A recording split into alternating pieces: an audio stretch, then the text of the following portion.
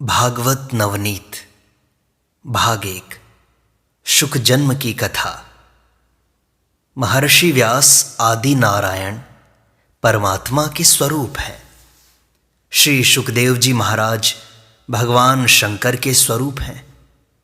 भगवान शंकर ही शुकदेव जी के स्वरूप से प्रकट हुए हैं। ऐसा दिखता है कि नारद जी महाराज जहां जाते हैं वहां कुछ कलह जगा देते हैं, किंतु नारद जी के कलह में भी जगत का कल्याण है। अनेक का कल्याण करने के लिए नारद जी कलह जगा देते हैं। एक बार ऐसा ही हुआ। अनेक जीवों का कल्याण करने के लिए नारद जी ने थोड़ा कलह जगा दिया। कैलाश धाम में भगवान शंकर समाधि में थे। शंकर भगवान प्रायः समाधि में ही रहते हैं।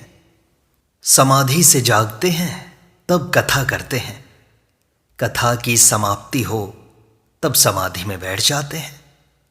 कथा और समाधि ये दो ही काम शिव करते हैं, तीसरा कोई काम करते ही नहीं है। समाधि से जागने पर माता पार्वती जी को राम कथा कृष्ण कथा सुनाते हैं। शंकर भगवान समाधि में थे।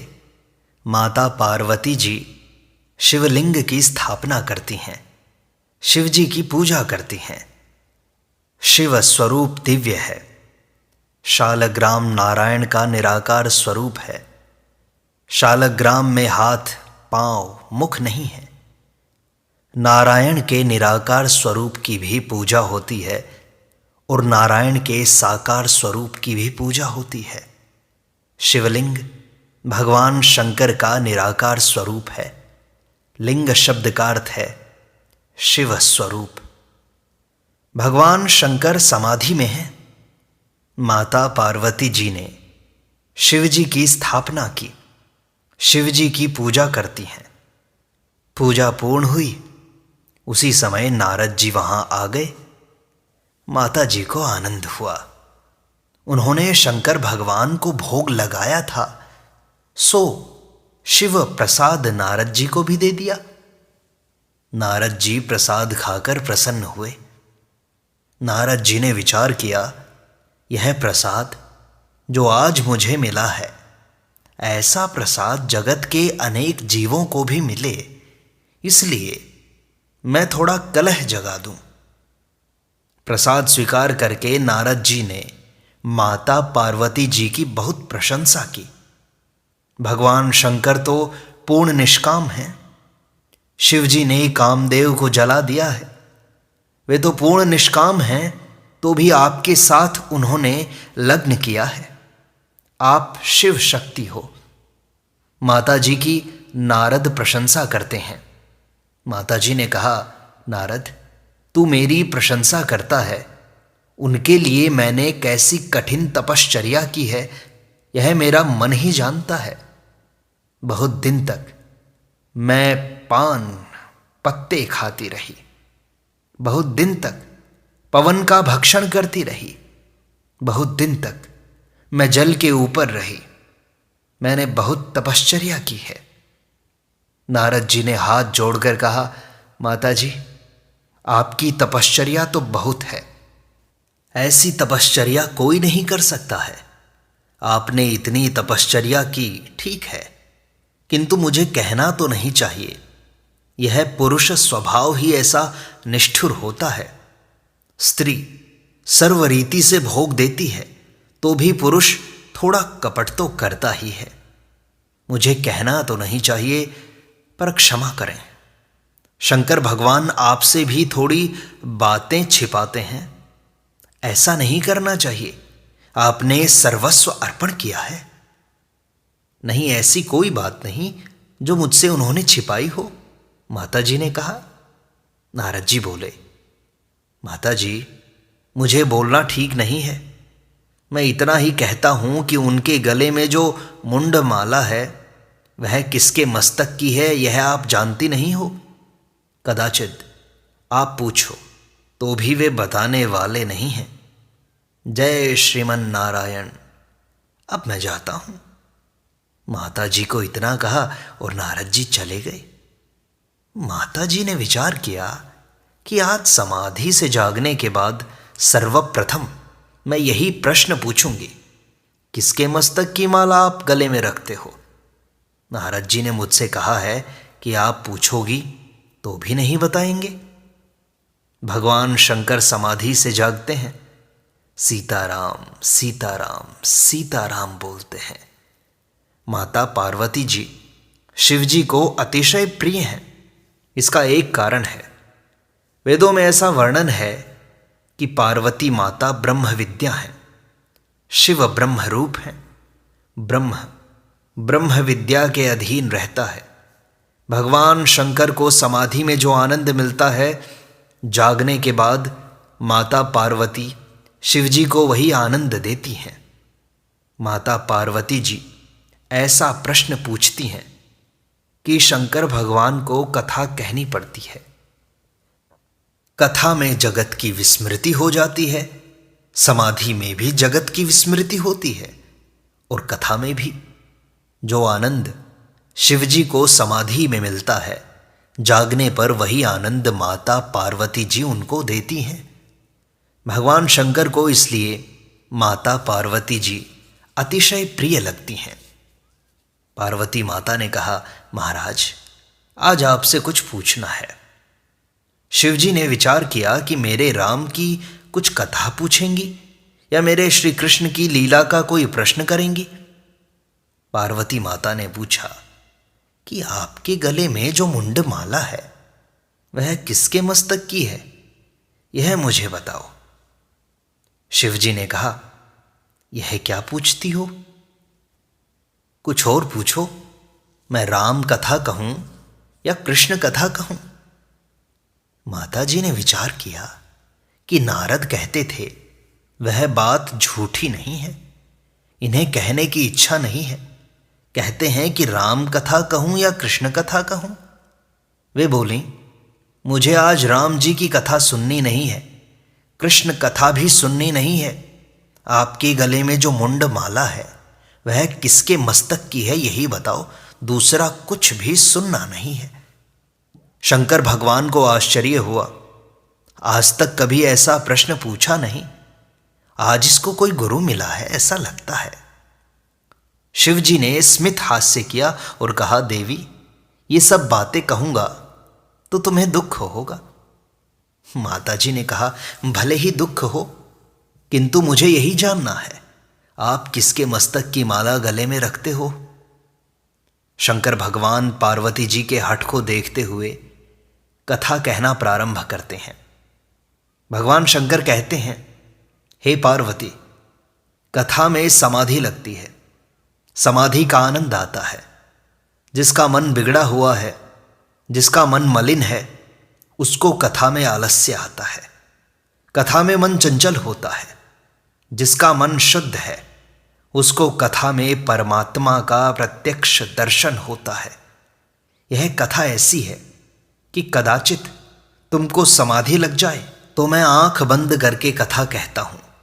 तुम ऐसा करना कि 2-4 मिनट होने पर कथा के बीच में हूं ऐसा बोलना। हुंकार देने से मैं यह समझूंगा कि समाधि नहीं लगी है। माता पार्वती ने कहा, आपकी ऐसी इच्छा है तो मैं ऐसा ही करूंगी। 2-3 मिनट के बाद में हूं बोलती रहूंगी। शिवजी महाराज आंखें बंद करके कथा कहते हैं। श्री कृष्ण बांसुरी से सभी जीवों को बुलाते हैं, गोपियों को भी बुलाते हैं। यह जीव मेरा अंश है, मेरा अंश मेरे से अलग हुआ है। आज भी भगवान बांसुरी बजाते हैं। बांसुरी बजा करके जीव को बुलाते हैं, मेरे पास आओ, मेरे पास आओ, मैं आनंद दूंगा। आनंद संसार में नहीं है, आनंद किसी स्त्री के पास नहीं है, आनंद किसी पुरुष के पास नहीं है। आनंद तो भगवान जीव को देते हैं। मेरा जीव मुझसे अलग हुआ है, वह मेरे पास आए, आज भी बांसुरी बजाते हैं। भगवान ने ऐसी मधुर बांसुरी बजाई, गोपियां दौड़ी हुई आई। भगवान शंकर ने ऐसा वर्णन किया कि कथा में माताजी को हृदय में श्री कृष्ण का दर्शन हुआ। समाधि लग गई। शिवजी ने कहा था कि 2-4 मिनट में तो हुंकार देना।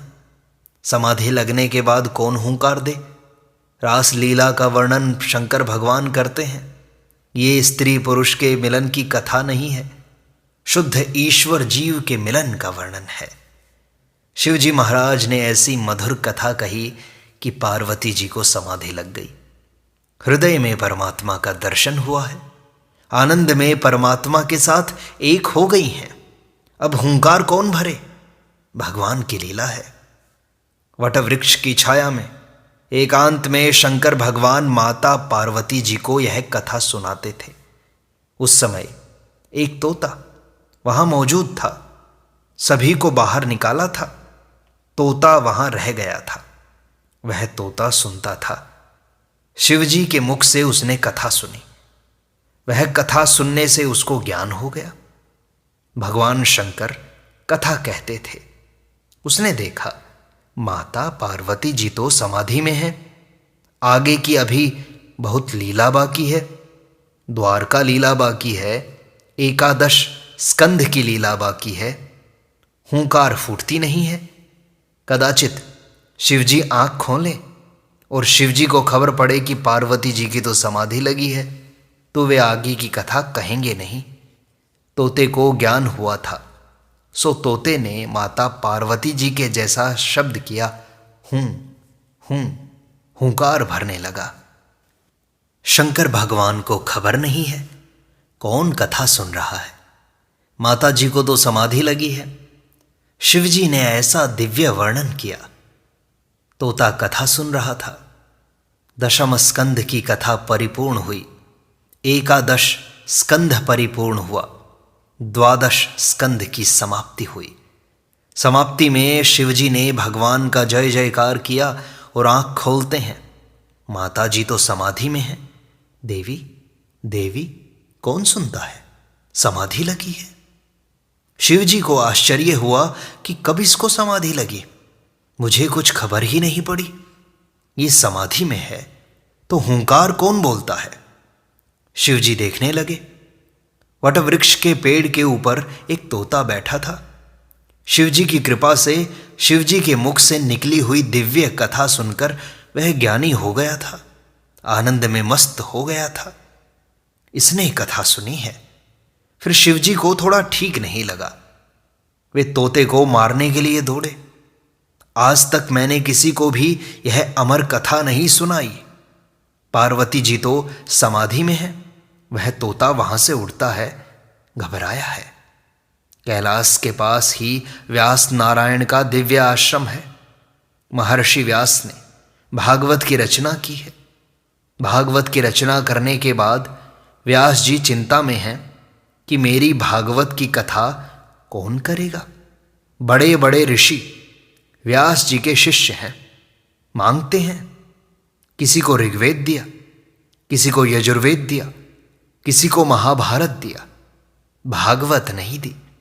भागवत प्रेम शास्त्र है, मेरा सर्वस्व है। जो परमात्मा के साथ ही प्रेम करता है वही भागवत की कथा बराबर कर सकता है। जो जगत के जड़ पदार्थों के साथ प्रेम करता है वह भागवत की कथा क्या करेगा? किसी को भागवत देने की इच्छा नहीं होती है। व्यास की पत्नी का नाम है अरणी देवी।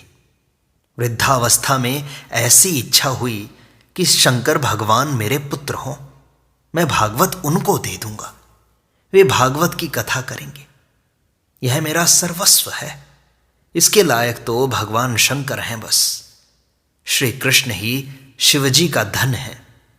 शंकर भगवान मेरे पुत्र हों, ऐसी इच्छा से महर्षि व्यास अरणी देवी के साथ पंचाक्षर शिव मंत्र का जप करते हैं। शिव जी जगत में ज्यादा नहीं आते हैं। शिव जी का अवतार नहीं होता है। शिव जी को जगत में आने की इच्छा नहीं होती। प्रकृति से दूर रहते हैं ना। जगत में कौन आए? संसार तो मायामय है। प्रायः भगवान शंकर गांव के बाहर श्मशान में विराजते हैं। शिव जी का ऐसा स्वभाव है कि जगत को जिसकी जरूरत है उसका वे त्याग कर देते हैं। जगत जिसका त्याग करता है, शिव उसको अपनाते हैं। घर में एक गुलाब का फूल हो और अनेक देव हों तो मन में शंका हो जाती है कि यह गणपति जी को अर्पित करूं या हनुमान जी को अर्पित करूं। गुलाब का फूल एक है। शंकर भगवान कहते हैं, मुझे गुलाब का फूल अच्छा नहीं लगता, मुझे धतूरे का फूल बड़ा अच्छा लगता है। गुलाब के लिए कोई झगड़ा भले करे, धतूरे के लिए कोई झगड़ा करता है क्या? जिसका जगत त्याग करता है, शिव जी उसको अपनाते हैं। शिव प्रवृत्ति से दूर रहते हैं, उनको जगत में आने की इच्छा ही नहीं होती। भगवान शंकर मेरे पुत्र हों, वृद्धावस्था में व्यास जी की ऐसी इच्छा हुई है। जवानी में कभी पुत्रैष्णा जागी नहीं, तपश्चर्या बहुत करते थे। वृद्धावस्था में भागवत की रचना करने के बाद पुत्रैष्णा जागी है। मेरी भागवत की कथा कौन करेगा? भगवान शंकर कथा करें तो अनेक जीवों का कल्याण होगा। व्यास नारायण अरणी देवी के साथ पंचाक्षर शिव मंत्र का जप करते हैं। शिव जी मेरे यहां पुत्र रूप में आए। वह तोता जो वहां से उड़ा है, वह दौड़ता हुआ व्यास महर्षि के आश्रम में आया है। शिव जी उसके पीछे पड़े हैं। वह दौड़ता हुआ जो गया सो वह अरणी देवी की गोद में आया। शिव जी दौड़ते हुए आए हैं। व्यास जी खड़े हो गए। शंकर भगवान आए हैं। व्यास जी ने सुंदर आसन दिया। भगवान शंकर की पूजा की। क्यों दौड़ते हुए आए हो प्रभु? शिव जी ने कहा, क्या कहूं, मेरे घर में बड़ी चोरी हो गई है। व्यास जी बोले, आपके घर में चोरी हो गई है? आपके घर में कोई चोर आए तो उसको निर्जल एकादशी ही करनी पड़े। आप किसी वस्तु का संग्रह करते ही नहीं। वेदों में तो आपका बहुत वर्णन है। शिव विश्वनाथ हैं, सभी के पति हैं, तो चोर के भी पति शिव ही हैं। आपके यहां कौन चोर आए और आए तो उसको निर्जल एकादशी ही करनी पड़े? आप किसी भी वस्तु का संग्रह नहीं करते। आपके यहां कैसे चोरी हुई? शिवजी ने कहा, अमर कथा आज तक मैंने किसी को नहीं दी थी। वह अमर कथा मैंने पार्वती जी को सुनाई। उन्हें तो समाधि लग गई, उनको कथा का फल भी मिल गया। किंतु एक तोते ने कथा सुनी है। वह तोता आपके आश्रम में दौड़ता हुआ आया है। व्यास जी ने कहा, महाराज अमर कथा का फल क्या है? शिवजी ने कहा, जो अमर कथा सुनता है वह अमर हो जाता है।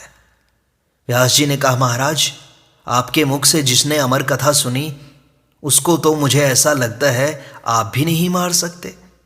वह अमर हो गया है। आपके मुख से उसने कथा सुनी है, उसको आप कैसे मार सकते हैं? आपने एकांत में माता पार्वती जी को जो अमर कथा सुनाई, वही कथा मैंने भागवत में लिखी है। कृपा करो, मेरी भागवत की कथा करने के लिए मेरे यहां अवतार धारण करो महाराज। अनेक जीवों का कल्याण होगा। शिवजी ने कहा, इस संसार में आए कौन? संसार तो कोयले की खान है। संसार में जो आता है उसको माया छोड़ती नहीं है। महाराज माया आपका क्या कर सकती है? आपके मस्तक में गंगा जी हैं, आपको माया क्या करेगी? आपको जो समाधि में आनंद मिलता है वही आनंद जगत को देना चाहिए। अकेला खाए सो ठीक नहीं महाराज। आप दूसरे को आनंद दोगे तो आपका क्या कम होने वाला है? माया आपका क्या कर सकती है? व्यास जी ने बहुत आग्रह किया। मेरी भागवत की कथा करने के लिए मेरे यहां पुत्र रूप से प्रकट हुई है। बहुत दिन से मैं पंचाक्षर शिव मंत्र का जप करता हूं। कृपा करें महाराज। शिव जी को दया आई है। शिव जी ने देखा अरणी देवी की गोद में वही तोता है जिसने मेरे मुख से अमर कथा सुनी है। शिव जी ने केवल नजर की है, केवल दृष्टि देने से पेट में गर्भ रहा है। अरणी देवी के पेट में सुखदेव जी महाराज श्री कृष्ण का सतत ध्यान करते हैं। सतत श्री कृष्ण का ध्यान करने से उनका श्री अंग श्री कृष्ण के जैसा श्याम हो गया। आप जिसका चिंतन करते हैं वैसा स्वरूप आपको मिलता है। बहुत दिनों तक मां के पेट में रहे। व्यास जी ने कहा कि बेटा, अब तेरी मां को त्रास होता है, बाहर आ जाओ। सुखदेव जी ने कहा, बाहर आने पर कदाचित माया मुझे स्पर्श करे तो मां के पेट में मैं श्री कृष्ण का ध्यान करता हूं। संसार मायामय है। व्यास जी ने कहा, बेटा, मैं तुम्हें आशीर्वाद देता हूं, तुम्हें माया का स्पर्श नहीं होगा। सुखदेव जी ने कहा, मुझे डर लगता है, आप मुझे बेटा बेटा कहते हो, आपके मन में भी थोड़ी माया है, ऐसा लगता है आप माया में फंसे हुए हो। मुझे प्रेम से बेटा बेटा कहते हो। जो कभी माया के अधीन हुआ न हो वह मुझे आशीर्वाद दे, वह तो वरदान है, नहीं तो मैं बाहर नहीं आऊंगा। भगवान श्री कृष्ण का नाम है माधव राय। मां शब्द का अर्थ होता है माया और धव शब्द का अर्थ होता है पति। श्री कृष्ण कभी माया के अधीन हुए नहीं हैं, वे माधव राय हैं। भगवान श्री कृष्ण ने सुखदेव जी को वरदान दिया है कि कभी माया का स्पर्श नहीं होगा। इस प्रकार भागवत नवनीत का यह प्रथम भाग संपूर्णता को प्राप्त होता है। शेष अगले अंक में।